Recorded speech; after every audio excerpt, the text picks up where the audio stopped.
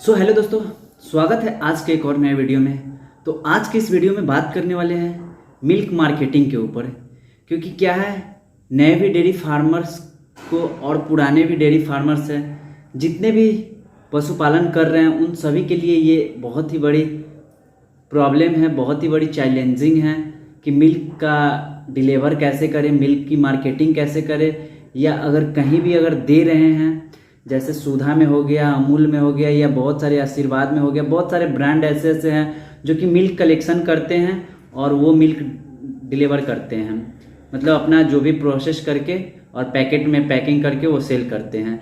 तो यहाँ पे जो पुराने डेयरी फार्मर्स हैं उनको वो रेट नहीं मिल पाते हैं जितनी मिलनी चाहिए, जितनी आज के डेट में फीड की कॉस्टिंग हो गई है और जो मैनेजमेंट खर्च लग रहे हैं उतने के अकॉर्डिंग नहीं मिल पा रहा है रेट। तो मिल्क मार्केटिंग का चैलेंजिंग आज के दौर में है। और ख़ासकर दिक्कत ये भी है कि जहां मिल्क मार्केट में जैसे सेल होनी चाहिए और जो भी डेयरी फार्म हैं वो कहीं ना कहीं मार्केट से दूर ही रहते हैं। स्पेस मतलब गांव के शहर में ज़्यादातर फार्म खोले जाते हैं। वहाँ पे क्या है कि पशु के खाने पीने की मटेरियल इजली अवेलेबल हो जाती है।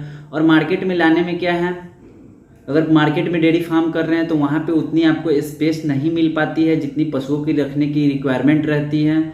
और कॉस्टिंग भी मार्केट में मतलब चारा वगैरह लाने में, और बोल सकते हैं बहुत सारी कुछ परेशानियाँ रहती हैं मार्केट में करने पे। कहीं ना कहीं बहुत सारे कॉस्ट हाई हो जाते हैं कुछ कुछ मटेरियल्स का। अगर गांव के तरफ करते हैं, गांव के एरिया में, वहाँ पे लैंड इजली ज़्यादा मिल जाते हैं और कुछ कुछ बहुत ही इजीली प्रोवाइड हो जाते हैं। और ख़ासकर ये भी फीड के हरा चारा के लेकर के भी प्रॉब्लम रहता है कि शहरी क्षेत्रों में हरा चारा थोड़ा कम देखने को मिलता है, गांव के क्षेत्रों में ज़्यादा पशु के लिए अवेलेबल हो जाते हैं। तो ये सभी भी चैलेंजिंग फैक्टर हैं। तो हम लोग की बात रही है कि मिल्क मार्केटिंग कैसे करें, कहाँ करें। जो लोग गाँव में कर रहे हैं तो उनको तो मार्केट में लाने के लिए फिर कहीं ना कहीं ट्रांसपोर्टेशन की ज़रूरत पड़ती है, बाइक वगैरह की ज़रूरत पड़ती है। और उसके बाद वो कहीं ना कहीं एक आदमी भी उसमें इन्वॉल्व होते हैं मार्केट में ले आकर के सेल करने के लिए। तो ये सब भी है।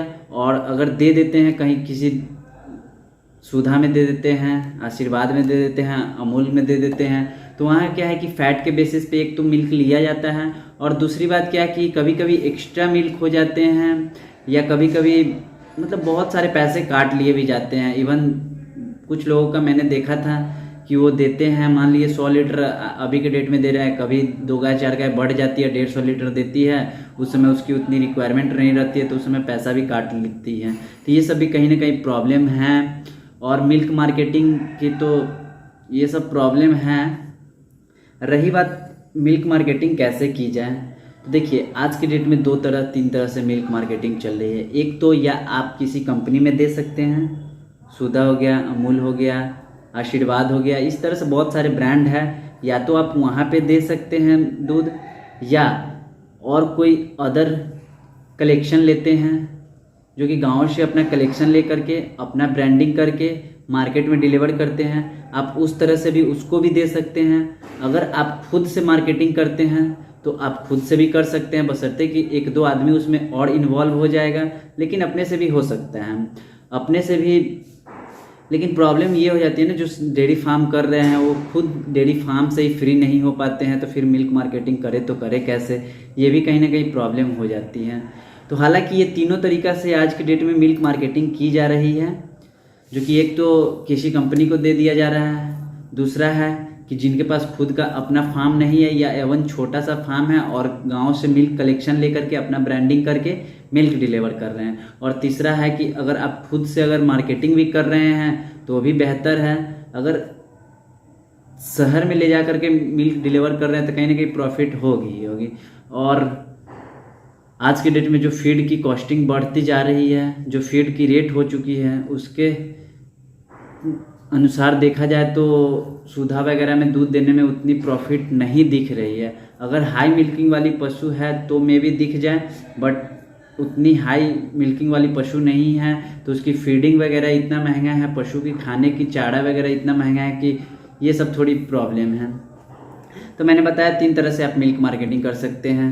या तो आप खुद किसी कंपनी को दे सकते हैं मिल्क, या कोई और कंपनी अपना बना रहा है वो कलेक्शन में ले रहा है तो उनको भी दे सकते हैं। अगर ज़्यादा आपके पास पशु है, आपको लगता है कि मैं खुद से मार्केटिंग कर सकता हूं, तो आप खुद से भी मार्केटिंग कर सकते हैं। और रही बात मार्केटिंग कैसे करें, तो ये स्टार्टिंग में आपको थोड़ा बहुत चैलेंजिंग होगी, थोड़ा बहुत प्रॉब्लम होगी, क्योंकि आप नए अगर रहेंगे, इवन पुराना है तो आपको तो पता है कैसे मार्केटिंग बनानी है। अगर कुछ बना लिए हैं तो डिलीवर करना आसान हो जाता है, लेकिन नए में थोड़ा बहुत प्रॉब्लम होती है। आपको मार्केट तक 2-4 कस्टमर पकड़ने होंगे। जैसे जैसे 2-4 कस्टमर आएंगे, अगर क्वालिटी आपका बेहतर रहेगा, आपका क्वालिटी मिल्क का बेहतर है, तो आसपास के लोग भी आपसे मिल्क लेना पसंद करेंगे। और ऐसे ही धीरे धीरे चेन बन करके, चैन के थ्रू ही मिल्क मार्केटिंग होगी। आप ऐसा नहीं सोच सकते कि आज डायरेक्ट मार्केट में उतरे और 100 कस्टमर ले लिए, 100 कस्टमर को देने लगे। ऐसा नहीं होता है। इन जनरल देखा जाए तो धीरे धीरे ही मार्केट पकड़ती है। और जो लोग नया डेयरी फार्मिंग कर रहे हैं, वो कोशिश करें स्टार्टिंग में कुछ कम पशु से स्टार्ट करें, ताकि उसको मिल्क भी डिलीवर करने में आसान हो, मिल्क भी सेल करने में आसान हो। अदरवाइज आप किसी कंपनी में दे रहे हो तो फिर कोई प्रॉब्लम नहीं है, बट वहाँ पे उतनी अगर रेट मिल जा रही है, उस लायक रेट मिल जा रही है, तो सही है, चलेगी। अदरवाइज थोड़ा बहुत प्रॉब्लम होगी। तो यही सब बातें थी कि मिल्क मार्केटिंग में आप धीरे धीरे ही कवर कर सकते हैं मार्केट। तो चलिए, आई होप वीडियो अच्छा लगा हो तो प्लीज़ वीडियो को लाइक करें और चैनल को सब्सक्राइब करें। Thanks for watching this video.